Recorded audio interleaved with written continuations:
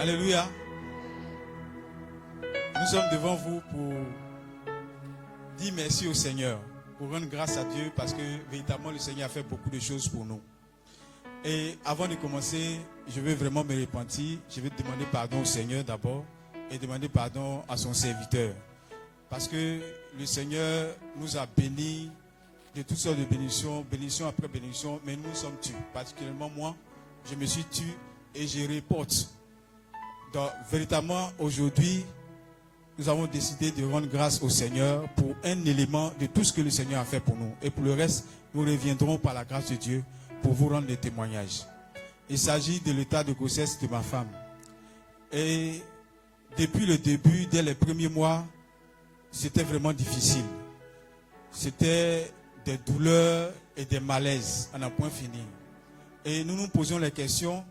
Certaines personnes disaient que ce sont les écarts d'années entre les grossesses, les différentes grossesses, parce que entre le premier et le deuxième, il y a 13 ans. Entre le deuxième et celui-là, il y a, je crois, 12 ans. Et certaines personnes justifiaient les douleurs et les malaises par rapport à ça, que c'était dû à ça. Mais aussi, de l'autre côté, quand elle partait aux consultations, voir son gynécologue, le gynécologue disait à ma femme de ne pas prendre les escaliers. Et elle venait me dire. Mais véritablement, cela m'inquiétait.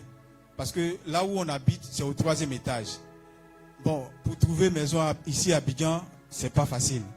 Donc, véritablement, j'ai prié le Seigneur, j'ai demandé au Seigneur de soutenir mon épouse. Parce que le médecin disait que si elle emprunte souvent les escaliers, puisqu'il y a des douleurs, l'enfant risque, on ne souhaite pas de tomber. La grossesse risque de tomber.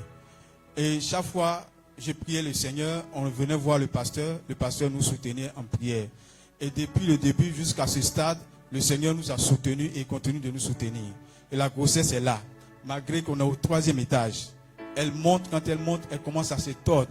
Et je lui ai donné des conseils de faire son marché, en gros, et mettre dans le frigo. Et comme ça, elle allait rester en haut sans descendre. Et parfois aussi appeler notre plus grand fils pour faire ses courses. Amen. Donc malgré ça, elle était vraiment obligée de descendre pour certaines choses, soit pour venir à l'église ou pour les consultations à l'hôpital. Amen. Donc c'est dans cela que nous sommes venus voir le pasteur. À un moment, à un niveau de l'évolution de la grossesse, nous sommes allés à l'hôpital et le médecin a découvert un élément vraiment majeur. Il a dit que l'enfant était en siège. Pour ceux qui sont dans la maternité, l'enfant en siège, c'est-à-dire que l'enfant est mal positionné. La position que l'enfant a prise dans le ventre de sa mère n'est pas vraiment bien.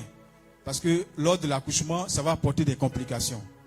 Donc, au milieu de la grossesse, nous sommes partis. Il a fait encore une deuxième échographie. Et il nous a dit que l'enfant n'avait pas changé de position. Il va falloir qu'on prie. Le médecin lui-même, qui est médecin, s'inquiétait. Il dit, mais la première fois, je vous ai dit, une deuxième fois, vous êtes venu, l'enfant est toujours dans la même position. Que vraiment, prions le Seigneur.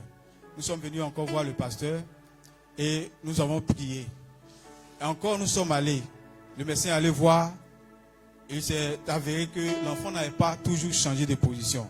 Et là, ça m'inquiétait. Et nous sommes venus, prière après prière. Nous sommes repartis. Nous a donné un rendez-vous le mardi 14, c'est-à-dire le mardi 14 passé. Et nous sommes partis. Et il a dit, à cette rencontre-là, nous allons, après l'échographie, nous allons prendre des décisions à 3. C'est-à-dire, nous allons faire une réunion pour tirer véritablement une conclusion sur l'accouchement. Comment est-ce que ça va se passer? Parce que si on va, qu'après l'échographie, l'enfant n'a toujours pas changé de position, il va falloir passer par la césarienne. Et là où nous sommes allés, la césarienne seule fait 900 000 francs. Et l'accouchement normal fait 400 000. Là encore, on rend grâce à Dieu. Tout est grâce pour nous, véritablement, parce que l'assurance couvre tout. C'est-à-dire l'assurance couvre les 400 000. Et si on ne le souhaite pas, si c'est la césarienne, l'assurance couvre la césarienne. Amen. Et nous sommes venus voir le pasteur, on a prié et on est parti le 14. Et le gynécologue, quand il a fait l'échographie, moi j'étais assis dans le fauteuil et il a dit, je ne sais pas ce qu'il a vu. Bon, quand il a vu l'enfant, il dit Alléluia. Et on a répondu Amen. Et une deuxième fois, il dit Alléluia. On dit Amen. Il dit l'enfant a changé de position. C'est C'est une bonne nouvelle. Ah. Amen. Quand un médecin qui inquiète, mais toi qui n'es pas médecin, qu'est-ce que tu vas dire? Bon, heureusement que nous sommes des enfants de Dieu. Sinon, véritablement, ce n'était pas bien. Et après quoi, il nous a dit, bon, vous pouvez rentrer à la maison et on va prier le Seigneur.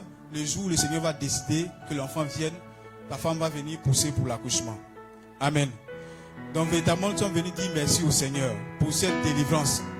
Parce que, véritablement, à ce stade, si l'enfant ne changeait pas de position, ce n'était pas bon. Amen.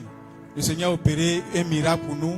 Nous tenons ici à le remercier publiquement et à remercier le pasteur Soro, à remercier toutes les personnes qui nous ont soutenus, l'évangéliste, Éclou, maman pasteur et bien d'autres personnes. Merci infiniment pour vos soutiens en prière. Que le Seigneur vous bénisse abondamment et nous confions la suite au Seigneur.